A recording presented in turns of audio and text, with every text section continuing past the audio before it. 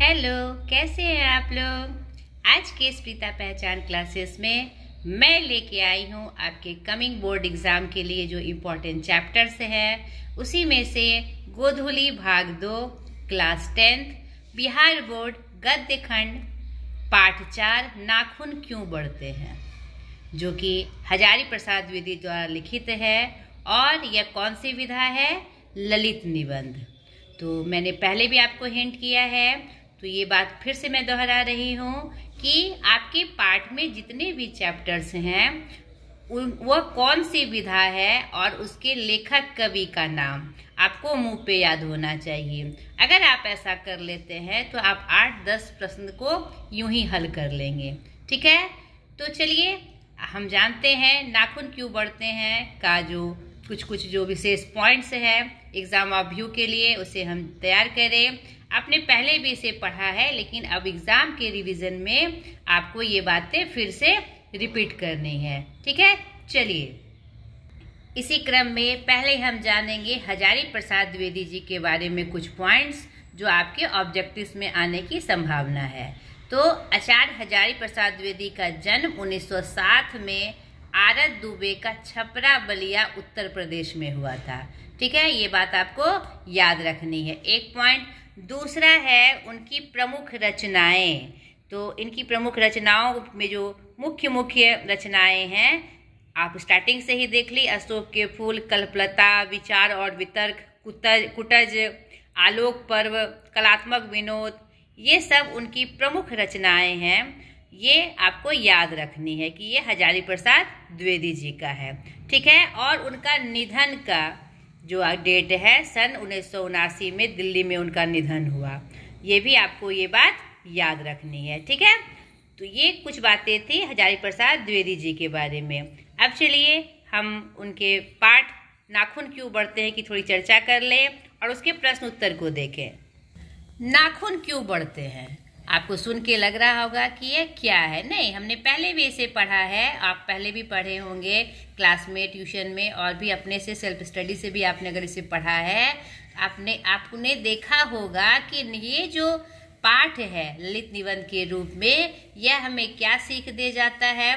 इसमें हजारी प्रसाद द्विवेदी जी ने एक गंभीर विचार को बहुत ही सुंदर तरीके से, एक समझने वाले तरीके से हमें समझाया है कि ये जो नाखून जो बढ़ने की प्रवृत्ति है वह हमारे जो पाशविकता है, हमारे अंदर की जो पाशविकता है उसका प्रतीक है। नहीं, अब आप कहेंगे क्या हम पाशविक प्रवृत्ति के हैं?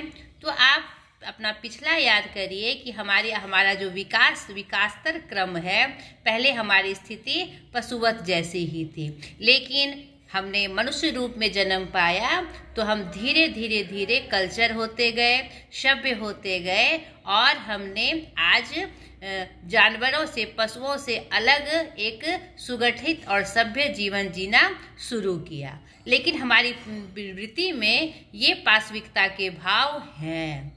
और दूसरा है उसे काटना, नाखून को बार बार काटना या नाखून को सजाना हमारे सौंदर्य बोध और विकास के पथ के तरफ अग्रसर होने का प्रतीक है। तो यह बात भी आपको याद रखनी है। तो यहाँ पर दोनों थीम को हजारी प्रसाद द्विवेदी जी ने स्पष्ट किया है कि हमारे अंदर की जो पाशविकता है या जो नेगेटिवनेस है, नहीं, नकारात्मकता जो हमारे अंदर है उसे दबाकर अगर हम सकारात्मक सोच रखें और विकास के पथ पे बढ़ते रहे तो हमें लक्ष्य जरूर प्राप्त होता है, हमें मंजिल जरूर मिलती है। और इसी मनोवृत्ति से आज हम इतने सभ्य और सुगठित समाज का निर्माण कर सके हैं। तो इस प्रसंग को बहुत सुंदर तरीके से आचार्य जी ने समझाया है और बहुत हल्के फुल्के ढंग से समझाया है। तो इसका मेन थीम यही है कि नाखून का बढ़ना और नाखून को बार बार काटे जाना हमारी सभ्यता का प्रतीक है, सौंदर्य बोध का प्रतीक है। और इसीलिए हम जितने भी जीव जंतु हैं उससे हम जो मानव जाति है अलग होती है।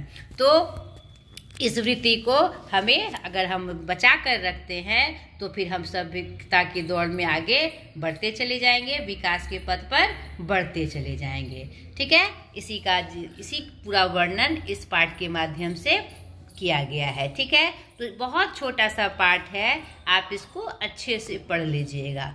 पढ़ने से आपका ये जो 5-6 चैप्टर्स हैं गद्य के जो मैंने आपको इम्पोर्टेंट रूप में दिए हैं उसे जरूर पढ़ लीजिएगा। अभी आपके पास 7-8 दिन का समय है, समय निकाल कर इसे जरूर पढ़िएगा। आप कंप्लीट तरीके से आपको एग्जाम में फुल कॉन्फिडेंट होकर बैठना है। ठीक है, तो ये मैंने शॉर्ट में इसकी जो थीम थी वह मैं आपको बताई। आप जब इसे पढ़ेंगे तो इसकी जो और जो विस्तार से इस बातों का जो संदर्भ है कि कैसे वो आपको पता चलेगी। ठीक है, तो इसे आप अच्छे से पढ़ लीजिएगा। अगर पढ़ना शुरू करोगी तो पूरा वीडियो आपका बहुत लंबा हो जाएगा, इसीलिए मेरी सलाह है कि आप इसे पहले अच्छे से पढ़ लीजिएगा। अब देखिए, बहुत बड़ा नहीं है, ठीक है। और अब देखिए इसके कुछ प्रश्न हैं नहीं जो कि इम्पोर्टेंट हैं आपके के लिए, आपने पहले से भी किया होगा। मैं थोड़ा सा फोकस कर दूँ आपको। तो देखिए यहाँ पर नाखून क्यों बढ़ते हैं, यह प्रश्न लेखक के आगे कैसे उपस्थित हुआ, इसलिए मैंने ये सलाह दी कि पहले इस पाठ को आप पढ़ लीजिएगा। तो ये सब जो प्रसंग आ रहे हैं, जो घटनाक्रम है, आपको पढ़ने से मन में अंकित हो जाएगा। आप रटेंगे तो वो अंकित नहीं होगा, और जैसे इसको पढ़ लेंगे तो इससे संबंधित जो भी प्रश्न पूछा जाएगा आपके दिमाग में फटाक से वो बात आ जाएगी। ठीक है, तो यहाँ पर यह प्रश्न लेखक के मन में कैसे उपस्थित हुआ, जब उनकी बेटी ने ये प्रश्न पूछा कि नाखून क्यों बढ़ते हैं। नहीं, बढ़ते नाखूनों द्वारा प्रकृति मनुष्य को क्या याद दिलाती है। बढ़ते नाखूनों के द्वारा प्रकृति मनुष्य को यह याद दिलाती है कि हमारे अंदर पाशविकता की भावना है। हमारी मनोवृत्ति में नकारात्मक और सकारात्मक दोनों भावनाएं होती है। नकारात्मक भावनाएं हमें पशुत्व जैसा बनाती है और सकारात्मक भावनाएं हमें मनुष्यत्व की ओर बढ़ाती है। तो यहाँ पर प्रकृति यही हमें याद दिलाती है कि उस वृत्ति को अगर हम दबाते रहेंगे नकारात्मकता को, तो हम विकास के पथ पर अग्रसर हो सकेंगे, सभ्य हो सकेंगे। नहीं तो वही पुरानी पाशविकता अगर हमारे अंदर आ गई तो फिर हम जानवर जैसा जीवन जीने के लिए विवश हो जाएंगे। ठीक है, लेखक द्वारा नाखूनों को अस्त्र के रूप में देखना कहाँ तक संगत है। लेखक द्वारा नाखूनों के अस्त्र के रूप में देखना वहाँ तक संगत है जब हमारा शुरुआती दौर था हमारे विकास क्रम का, हमारी सभ्यता का, तो उस समय अपने आवश्यकताओं की पूर्ति के लिए, आवश्यक आवश्यकताओं की पूर्ति के लिए हम इसे अस्त्र के रूप में उपयोग करते थे अपनी सुविधा के लिए। नहीं, अब नाखूनों को अस्त्र बनाना कहीं से भी तर्कसंगत नहीं है। ठीक है, मनुष्य बार बार नाखूनों को क्यों काटता है। मनुष्य बार बार नाखूनों को इसलिए काटता है ताकि उसकी जो वृत्ति है वह नाखून का बढ़ना वो क्या है, हमारी पाश्विक वृत्ति को दिखाता है। अगर वह नहीं काटे तो फिर हमारे अंदर वो नकारात्मकता आ जाएगी जो उचित नहीं है, इसीलिए मनुष्य बार बार उसे काटता है। अगर नहीं काटेगा तो वो बढ़ते चले जाएंगे और फिर हमारा जो रूपरेखा होगी, जो हमारा चित्रण होगा, वह हमारा क्या हो जाएगा, पशुवत जैसा दिखेगा। बड़े नाखून होना, बड़ी दाढ़ी बढ़ाना, ये सब क्या है, पाशविकता के लक्षण है। ठीक है, तो इसी तरह से आप पाठ को अगर आप पढ़ लेते हैं तो आपको स्पष्ट रूप से इसके बारे में पूरी जानकारी हो जाएगी। छोटा छोटा प्रश्न इस पाठ को पढ़ने से आपका समाप्त हो जाएगा। अब स्वाधीनता शब्द की सार्थकता लेखक क्या बताता है, तो यहाँ पर इस प्रश्न को आप अच्छे से देख लीजिएगा। देखिए यहाँ पर इसका वर्णन प्राप्त होता है, स्वाधीनता का अर्थ उन्होंने क्या बताया है। नहीं, देखिए इस पाठ में इसे आप पढ़ेंगे तो आपको और अच्छे से समझ में आ जाएगी ये बात। अब यहाँ पर एक इम्पॉर्टेंट यहाँ जो आने की संभावना है कि जैसे 12 नंबर एक प्रश्न है, मनुष्य की पूंछ की तरह उसके नाखून भी एक दिन झड़ जाएंगे। प्राणी शास्त्रियों के इस अनुमान से लेखक के मन में कैसी आशा जगती है। तो यह मनुष्य की पूंछ की तरह उसके नाखून भी एक दिन झड़ जाएंगे। प्राणी शास्त्रियों के इस अनुमान से लेखक के मन में यह आशा जगती है कि मनुष्यता का जब विकास होगा तो हमारे अंदर पाशविकता के जो लक्षण हैं वह पूरी तरह से मिट जाएंगे, और हमारे अंदर की पाशविकता मिट जाएगी तो हम प्रेम, स्नेह और सौहार्द की भावना से ओतप्रोत रहेंगे, फिर कोई मानव किसी मानव का दुश्मन नहीं होगा। सब में एक दूसरे में प्यार होगा और वैमनस्यता खत्म हो जाएगी। ठीक है, इसी प्रकार से लेखक के मन में आशा जगती है। तो आपसे जो भी प्रश्न पूछा जाए, आपके प्रश्न पत्र में जो भी प्रश्न आए, तो आपको उसको ध्यान से समझना है कि वह किस संदर्भ में है। ठीक है, अब 14 नंबर प्रश्न को थोड़ा ध्यान से आप देखिए। काट दीजिए, वे चुपचाप दंड स्वीकार कर लेंगे, पर निर्लज अपराधी की भांति फिर छूटते ही सेंध पर हाजिर। तो इस तरह का जब प्रश्न आए, मैं बार बार दोहराती हूँ, तो इसमें कोई भी पंक्ति आए, चाहे काव्य की पंक्ति आए, चाहे गद्य की पंक्ति आए, तो अगर आप इसलिए मैं बार बार कहती हूँ कि पाठ को पढ़ना आवश्यक है, तभी आपके दिमाग में फट से आ जाएगा कि ये किसकी पंक्ति है। नहीं, अगर आप पढ़े ही नहीं रहेंगे तो फिर आप समझ ही नहीं पाएंगे कि कौन से पाठ की पंक्ति है और उसके लेखक कौन है। मैंने शुरुआत में ही बोला कि जितना भी पाठ आपके पाठ्य पुस्तक में दिया हुआ है, सर्वप्रथम उसका नाम, उसके लेखक कवि का नाम और वो कौन सी विधा है, आपको एकदम अच्छे से याद रहना चाहिए। सबसे पहला काम आप यही करेंगे। तो ये प्रस्तुत पंक्ति, इसका जवाब हम कैसे देते हैं? प्रस्तुत पंक्ति हमारे पाठ्य पुस्तक नाखून क्यों बढ़ते हैं पाठ से ली गई है, जिसके लेखक हजारी प्रसाद द्विवेदी जी हैं। इस पाठ के माध्यम से लेखक हमें यह संदेश दे रहे हैं कि हमारे अंदर सकारात्मक और नकारात्मक भाव दोनों रहती है। वास्तविकता और मनुष्यता हमारी प्रवृत्ति है, लेकिन अगर हम उसमें संतुलन बना के रखें और वास्तविकता को दबाते रहे तो सकारात्मकता हमारे अंदर बढ़ती चली जाएगी और हम सभ्य होते चले जाएंगे और विकास के पथ पर अग्रसर होंगे।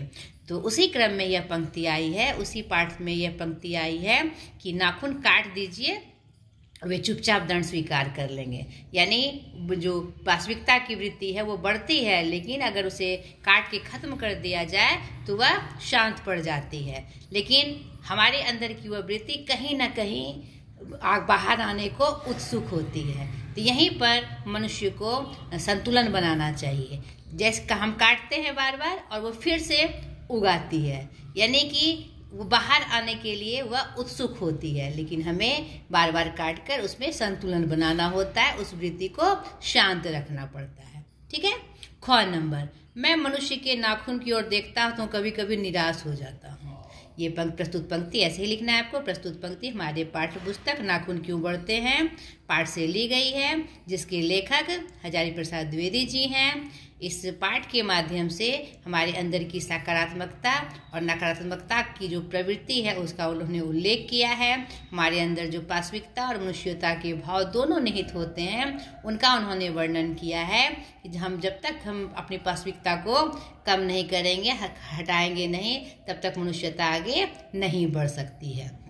उसी क्रम में यह पंक्ति आई है कि मैं मनुष्य के नाखून की ओर देखता हूँ तो कभी कभी निराश हो जाता हूँ कि ऐसी प्रवृत्ति क्यों। नहीं, उन्हें डर लगता है कि अगर ये क्या सकारात्मकता से ज़्यादा नकारात्मकता की प्रवृत्ति अगर आगे बढ़ जाएगी तो फिर मनुष्य की सभ्यता मिटती चली जाएगी, मनुष्य की मनुष्यता मिटती चली जाएगी। इसलिए लेखक उसको देखकर निराश हो जाता है। ठीक है। कमबख्त नाखून बढ़ते हैं तो बढ़े, मनुष्य उन्हें बढ़ने नहीं देगा। यहाँ पर एक आशा की बात इसमें पंक्ति में की गई है। सेम आंसर प्रस्तुत पंक्ति हमारे पाठ्य पुस्तक नाखून क्यों बढ़ते से ली गई है, जिसके लेखक हजारी प्रसाद द्विवेदी जी हैं। यहाँ पर सेम बात वही बात कहनी है, सकारात्मकता नकारात्मकता वाली। और यहाँ पर एक आशा की किरण है। हमारे अंदर कितनी भी पाश्विकता की वृत्ति हो, अगर हम उसे संतुलन में रखेंगे, दबा के रखेंगे, तो वह कभी भी ऊपर नहीं आ सकती है और धीरे धीरे हो सकता है कि वह खत्म हो जाए, हमेशा के लिए खत्म हो जाए। इसी आशा में ये बात कवि के लेखक कह रहे हैं कि कमबख्त नाखून बढ़ते हैं, बढ़ने दो मनुष्य, लेकिन उसे बढ़ने नहीं देगा। हमारी जो मनुष्यता है उस पाश्विकता को बढ़ने नहीं देगी। ठीक है। तो ये मुख्य कुछ प्रश्न थे, तो आपको इस भाव को समझना है। अब देखिए, आपको बार बार मैं कहती हूँ कि ग्रामर के पोर्शन का जितना भी प्रश्न आपको आएगा वो आपका पाठ से ही संबंधित आएगा। तो मैंने जितने पाठ आपको इम्पोर्टेंट चैप्टर्स के रूप में दिए हैं वो आप जरूर से अच्छे से तैयार कर लीजिए। अब देखिए, निम्नलिखित प्रश्नों के वचन बदले, तो ये आपका मेनली ऑब्जेक्टिव में आएगा, वचन बदले। यानी कि अगर एक वचन में है तो बहुवचन हो जाएगा, बहुवचन है तो एक वचन में हो जाएगा। अल्पज्ञ, अल्पज्ञों, प्रतिद्वंदियों, प्रतिद्वंदी। ठीक है, जस्ट उसका उल्टा कर देना है। जो शब्द दिया रहेगा अगर एक वचन में है तो बहुवचन में, बहुवचन में है तो एक वचन में। वाक्य प्रयोग निम्नलिखित शब्दों के लिंग निर्णय करें। लिंग निर्णय पूछा जाएगा तो आपको ये पता होना चाहिए कि जो शब्द दिए हैं वो स्त्रीलिंग है कि पुल्लिंग है। ठीक है, बंदूक बड़ी है, नहीं घाट छोटा है। ये यानी ये वाक्य से बनाना है तो आपका मेनली स्त्रीलिंग पुल्लिंग आएगा कि यह वाक्य क्या है, स्त्रीलिंग है कि पुल्लिंग है, या शब्द चुनने दे दिया जाएगा कि यह स्त्रीलिंग है कि पुल्लिंग है। ठीक है, निम्नलिखित वाक्यों में क्रिया की काल रचना स्पष्ट करें। यहाँ पर कौन सा काल है, वर्तमान काल, भूतकाल, भविष्यत काल में ये कौन सा काल है। ठीक है, इस तरह से विलोम शब्द, पशुता, मनुष्यता, घृणा, प्रेम, नहीं, इस तरह से विलोम शब्द आपको करना है। अभ्यास, सुप्त, मरणासन, जीवनासन, नहीं, तो यहाँ पर ऐसी करके आपको तैयारी करनी है। तो चलिए, आशा करती हूँ ये आपको पसंद आया होगा और मैं सहायक हुई होंगी आपके लिए। आज तक के लिए इतना ही। अगले वीडियो में फिर एक नए इंपॉर्टेंट चैप्टर के साथ मैं हाजिर हो जाऊंगी। ढेर सारी शुभकामनाओं के साथ आज तक इतना ही। बाय।